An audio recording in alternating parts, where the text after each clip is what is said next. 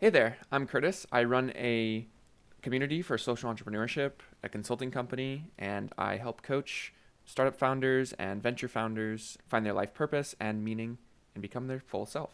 And today we're going to be talking about this concept of Ikigai. And so Ikigai is a concept from Okinawa, Japan, and it's two words combined together, Iki and Gai. And so Iki roughly translates to life, and Gai roughly translates to use or fruit or value or worth. And when you take these two words together, you get this concept, Ikigai, which roughly translates to your reason for living. And in the West, we tend to call this our life purpose. So in this video, we're going to be talking about our life purpose and how do we find our life purpose? That's a question that seems to kind of elude a lot of people, and a lot of people don't really know why they're here on this earth. And I can tell you that once you find a reason for being, it makes a huge difference in your happiness and your mental well-being. And so in this video, we're going to talk about how do you actually find that life purpose. We're going to apply the concept of Ikigai and the intersection between these four circles you're seeing here, what you love, what you're good at, what you can be paid for, and what the world needs. And so there's a really simple formula to follow to get to Ikigai. And the formula is really simple. The process itself is actually really difficult. And I thought I'd make this video because there's a lot of guides online talking about Ikigai, but there's not a lot talking about how do you actually apply this. You'll see this Venn diagram everywhere, but no one really talks about how do you apply it. So that's what we're going to do today. So here's the formula. Step one is find your passion. And let's just put this in a different color. Find your passion. Step two is find your mission. And you'll see this find your passion, this lines up right here with find your passion, the intersection between these two. So find your passion, find your mission, step three is find your profession. Step four is find your vocation. There's one more step in the formula, and step five is combine them all together. So we're going to go through this today. I'm going to kind of go through the practice in my own life and use things that I love, that I'm good at, that I think the world needs. But I encourage you as we go through this together to take out a pen, pencil, paper, a notepad, or maybe your notes app, whatever you use to take notes, and go through this exercise with me together. It's really easy to watch a video and then do nothing about it. I do encourage you to pause the video as we go and actually write these things down. So let's get started.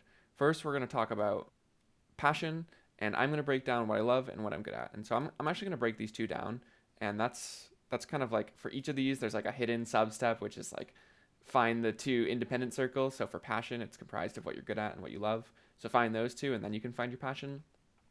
So I'm going to break down what I love. Well, I love to cook.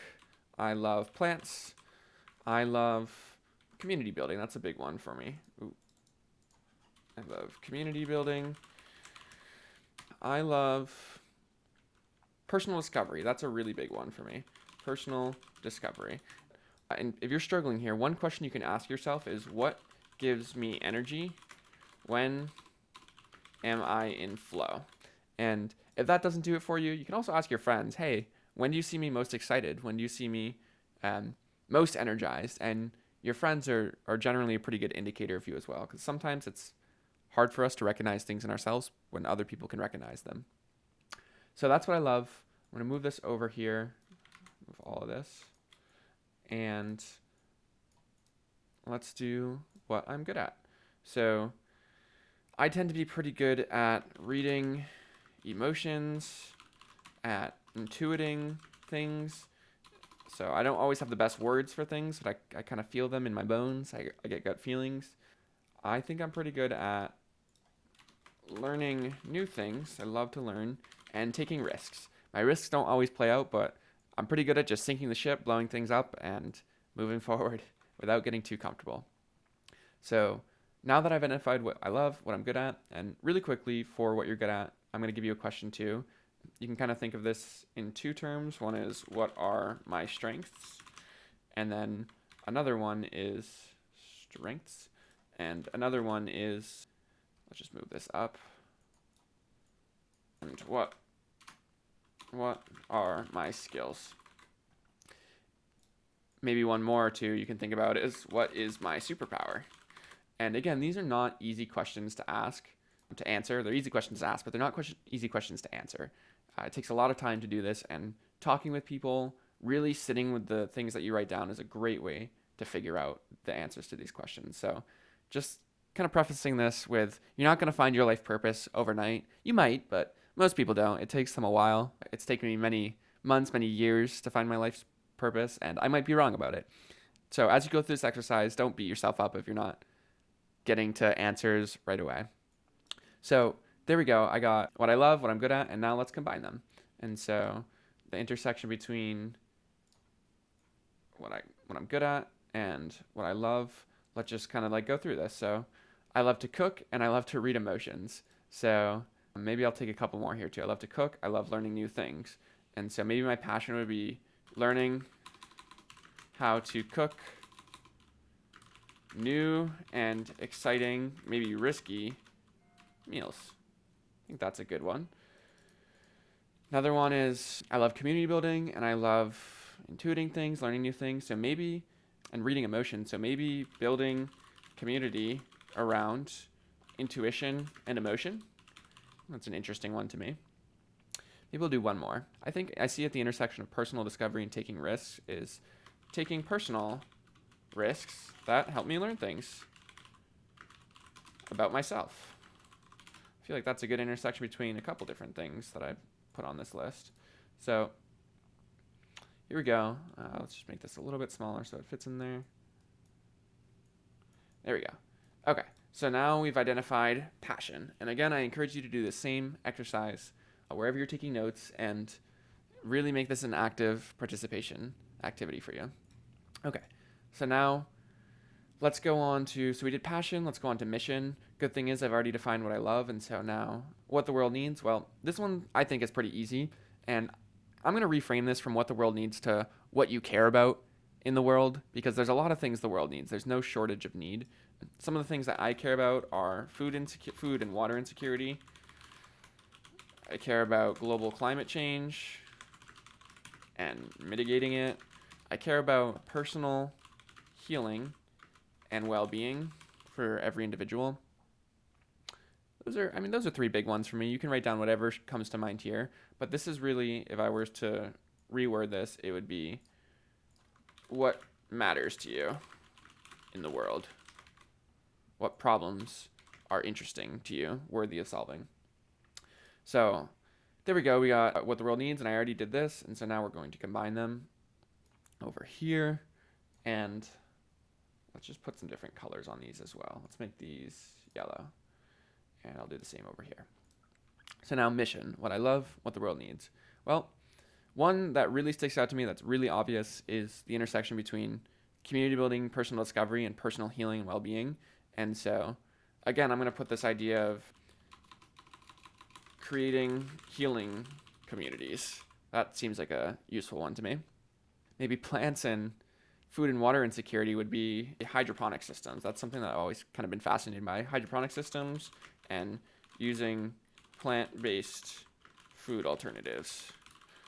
So I'm going to put those two in. You can really get as deep with this as you want and list as many things as you think of. And it's great. One suggestion is just write as much as you can. You can always cross things out later, but just write whatever comes to your mind. A last circle that I haven't kind of identified some parts of it yet are what you can be paid for. And so we're going to go on to, let's just cross these out over here. We did find your passion. We did find your mission. Now we're going to do find your profession. And so what you can be paid for. Well, you can also be paid for pretty much anything. And so things that I've done in the past that I've been paid for are consulting, coaching, web development,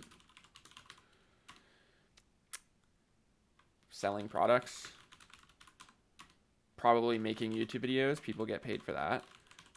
There's so many different things you can be paid for. And you could, if you want, you could just put this into ChatGPT. You could put any of these into ChatGPT and also get some answers while also trying to personalize it for yourself. But you really can go on with this. And so now I'm going to combine what you can be paid for and what the world needs. And so just going over here, I see the intersection between consulting and food and water insecurity. So that might be food and water insecurity consulting, we'll say, or climate change consulting, or personal healing consulting, or maybe coaching. Any of these could be coaching as well, or products, or building websites about world problems. So there's really so many that can come out of this. And again, I encourage you just to write as many as you can down. And so going back here, we did find your profession. And the last one we're going to do is find your vocation. And so I'm going to combine what I'm good at and what I can be paid for. And you kind of get the gist now. So things I see here are reading emotions and coaching. Well, that's kind of just coaching. Reading emotions and coaching is really just coaching. Intuiting things and web development, maybe it's intuitive UX, human-centered UX.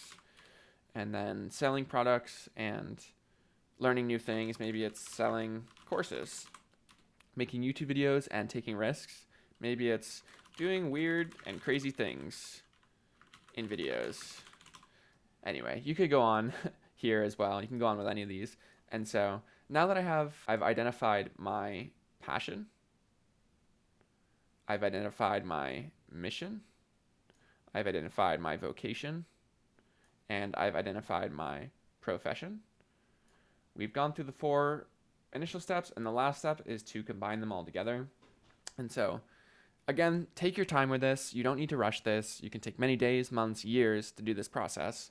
But when I really look at all of these on this screen, I see a couple emerging themes. And so one theme that I see that sticks out is kind of like this community around intuitions and emotions. I see the personal healing consulting coaching projects, the creating healing communities, and let's see, coaching. There's kind of these like human-centered healing practices that I'm noticing here. And so if I were to summarize these to down here, my reason for being, the maybe one that sticks out the most to me is building community around personal growth. And so ways that might manifest might be YouTube videos like I'm doing now. It might be a personal growth coaching. It might be running personal growth blog. It could be personal growth or healing blog as well. Let's see, let me think what else here. It might be selling personal growth courses. It might be selling personal growth products. And I can think of things like personality assessments. And there are a lot of companies that do that. And so here we've gone through the process together. Let's just move this up so you can see everything. I have identified by going through my passion, mission, profession, and vocation, my reason for being, my life's fruit, my life's worth. Why am I showing up here every day? And so I hope this exercise was fruitful for you. If you have any questions, I'm going to put a link to my website in the description where you can contact me or you can set up a call if you want to discuss this more. I'd be happy to discuss this with you. I love talking about these things. And I think these are the kinds of things that can really help us become more whole, integrated human beings. So I hope you enjoyed this video, and I'm looking forward to seeing you in the next one.